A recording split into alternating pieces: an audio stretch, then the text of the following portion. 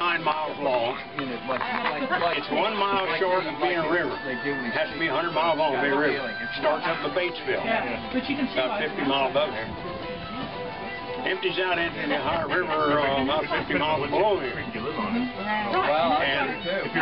like I was telling you, George Rogers Clark was coming down the river. You know George Rogers Clark. He had to put the forts at Cahokia and Kaskaskia out of business on the Mississippi River, because they was the one that was taking all the scalps in Kentucky and selling the British general at Detroit. He wanted to get the British general at Detroit, John Hamilton. But before that, he had to shut down those 2 forts on the Mississippi. So he came down and camped on Corn Island at Louisville, waiting for Laugherty. Well, Laugherty was coming down the river with about 130 men to join Clark at Corn Island. And Clark waited about 5 days after it was time for Laugherty to be there, Colonel Laugherty. And he knew something would happen, and he couldn't wait any longer, weather-wise. So he had about 150 men, that's all he had. He went down and up the Mississippi, captured Kaskaskia, and then he went on up right across from St. Louis and captured Cahokia.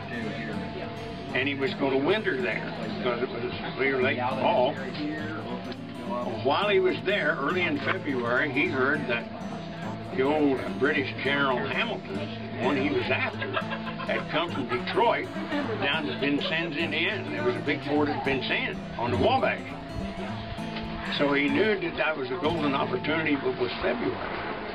You remember what this last February was like? Mm-hmm. Terrible. Well, it was a warm February, thank God then, but everything was in flood. So he and his men marched 180 miles across Illinois through the floodwater, holding their rifles and their everything above their head most of the time. And when they got to Vincennes,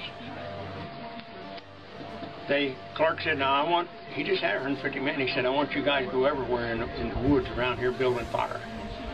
We got to make them think we got 1,000 men. Because they was hopelessly outnumbered, Clark was. So the old British General Hamilton, he saw all that, you know. Clark told him, said, if you don't surrender, we're going to kill y'all. They hadn't fired a shot so far. So this is what triggered the whole thing.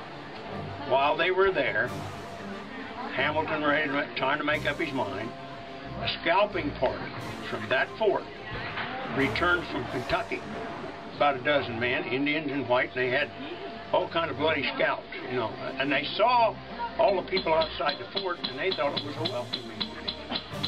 Well, it was a welcoming committee, but it wasn't the kind of committee that they wanted to see. So Clark and his men captured them right away, killed some of them, tomahawked some of them, because they could see them bloody scalps from kids and everybody. And old Hamilton was looking on.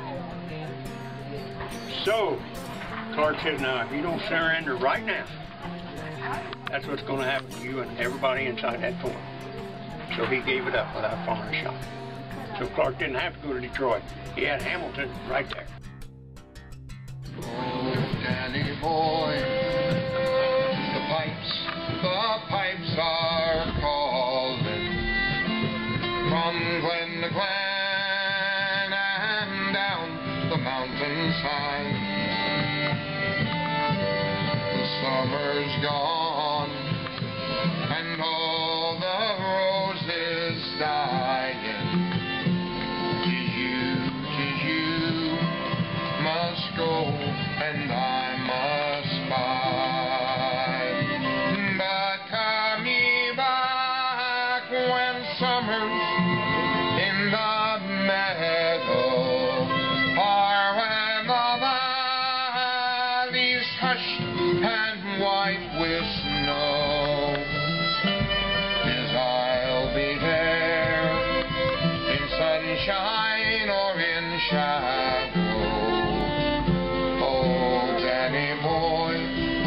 Danny boy, I love you so.